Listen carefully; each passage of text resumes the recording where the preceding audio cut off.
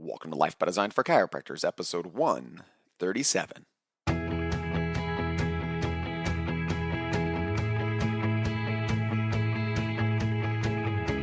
Welcome to Life by Design, the podcast for chiropractors. Here's your host, Dr. Jamie Richards.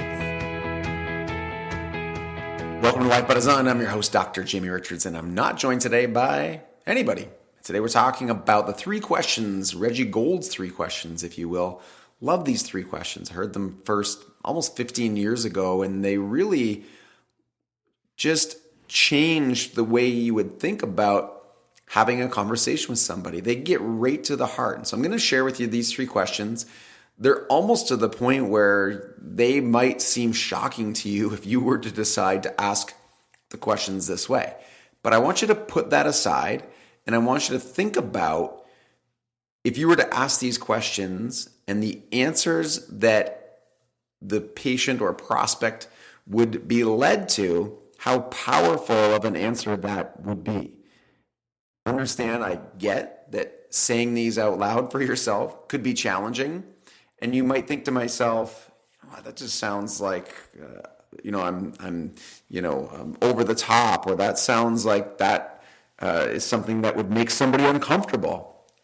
I don't think Reggie really cared about that. I think what he cared about most was people understanding the premise and people starting chiropractic care for themselves and their family. And so I want you to think of these questions as I go through them. We've taken these questions and really built them into our day one, day two process and done so in a way that we've reworded them, changed them, but we really still elicit the same type of answer. And so you can see that in the day one, day two blueprint, or the day one, day two ultimate conversion system. Sorry, I'll put that in the show notes, guys, and you can check that out. Let's go through these questions. So let's assume you're finishing up going over somebody's test results, if you will. Not that Reggie went over people's test results, but if you're going over somebody's test results and you get to the point where you have some questions, and in asking these questions, you go through it in this order. So let's assume somebody came in and it was headaches and neck pain, and that was the reason they consulted with your practice. At the end, I'd say, Steve, let's assume that we open up all these channels, and if you're not watching this on one of the other video versions of the podcast, I'm just pointing at the spine. Let's say we open up all these channels and your headaches and your neck pain went away. Would it make sense to let these channels close off? And of course, it's an obvious answer. So we're teeing it up on the first question for people to get really the obvious, which is, of course not. Of course, we're not going to let these channels close off. Now, this is where it starts to get more complicated, and this really is the crux of Third Paradigm Chiropractic. And if you understand this concept, and if your day one and day two is built here on getting people to understand this, then you're in a good position and you're going to be able to take people on this journey. So the second question, Steve, let's say we open up all of these channels and your neck pain and your headaches don't get better and they don't go away. Should we close these channels off, or should we keep them open? The obvious answer, and the one that people clearly are leaning towards, which is, well, we should keep them open.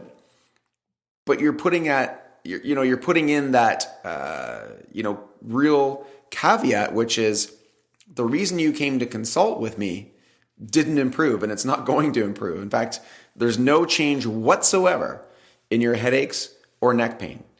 Should we close all the channels up, or should we keep them open?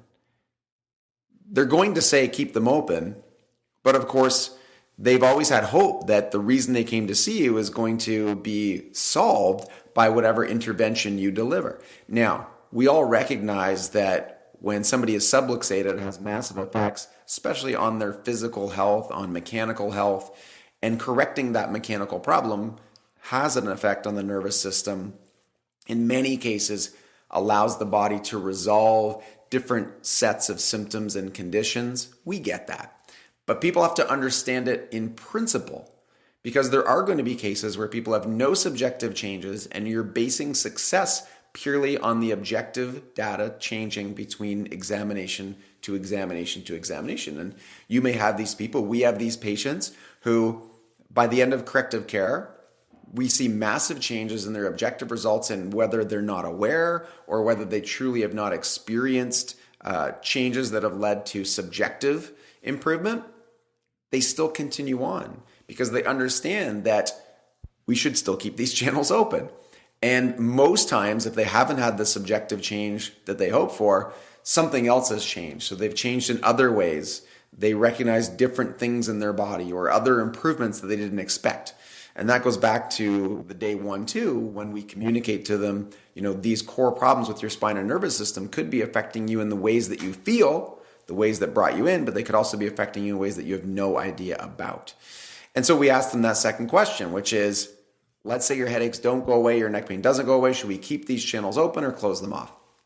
And then the third question, which we don't ask at this point, we do have a conversation about family and children, but you can see how bold Reggie was, and it gets right to the heart. And he would ask people, how long should we keep these channels closed off in your kids?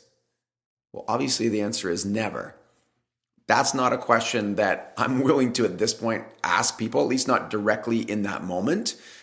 It is a legitimate question to ask, but my focus is on getting people initiated into the corrective care phase, starting to have them experience the care, experience the outcomes, educate them, and get to the point where I may ask them that question in some way, shape, or form.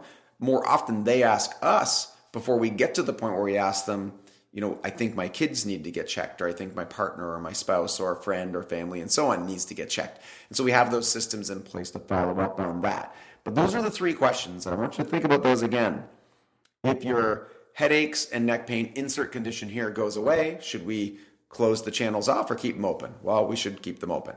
And let's say your headache or neck pain or insert condition here does not improve, should we keep the channels open or close them off? Well, obviously we should keep them open.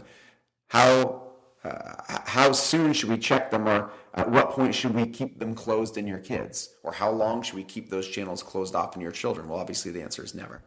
So, food for thought. I wanted to go over those questions today. One, just as a homage to Reggie and how incredible he was as a communicator, and really how precise he was in his understanding of Third Paradigm Chiropractic. I mean, he coined the term, he developed the idea.